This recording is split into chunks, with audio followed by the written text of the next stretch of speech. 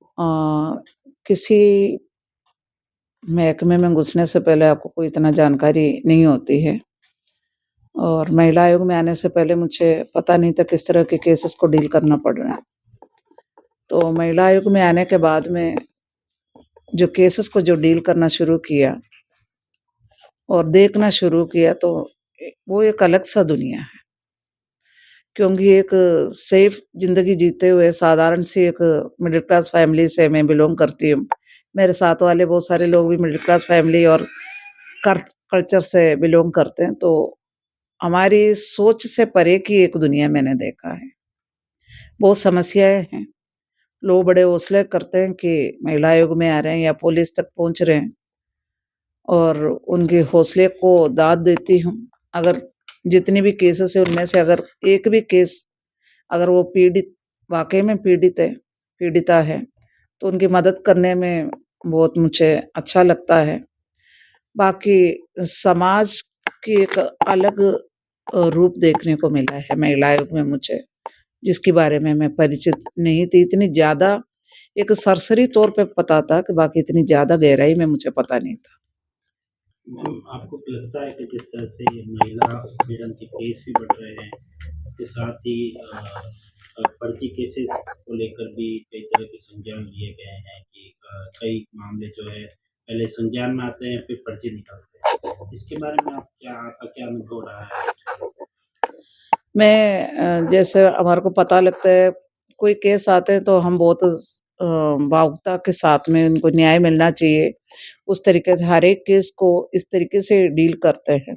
उसमें बहुत सारे लोग इन्वॉल्व होते हैं, पूरा आयोग इन्वॉल्व होते हैं, उसमें मेंबर्स, अधिकारी और बाहर प्रशासनिक अधिकारी, पुलिस सब इन्वॉल्व होते हैं, सभी की योगदान है इसमें।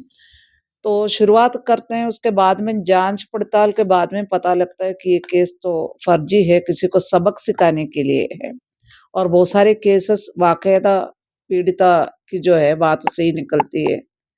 जो फर्जी केस है मैं उनको ये कहती हूँ तुम्हारी वजह से औरों को न्याय मिलने में देरी होती है, उनको परेशानी होती है, क्योंकि अगर इस तरह के फर्जी केसेस लेके आएँगे तो असली केस को भी डील करने में टाइम भी लगता है, फर्जी केस में भी टाइम बहुत जाया जाता है।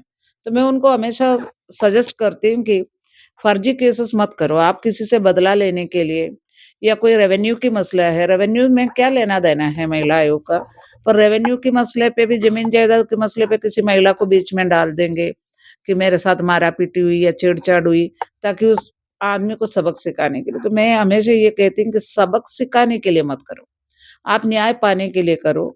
आपके साथ में इनजस्टिस हुई है तो आपको न्याय पाने का पूरा हक है, हम लोग सारे आपके साथ में हैं। और सबक सिखाने के लिए जो इस तरह से एक यूज़ करते हैं वो मुझे अच्छा नहीं लगता है, वो होना भी नहीं चाहिए। उससे जो बाकायदा ज़रूरतमंद है उनको न्याय पाने में देर लगता है, क्योंकि ऐसे केस भी डील करना पड़ता है तो उसमें उधर जो टाइम जाना है वो इधर जा रहा है। तो ऐसी खबर के साथ बुलेटिन में इतना ही। नमस्कार।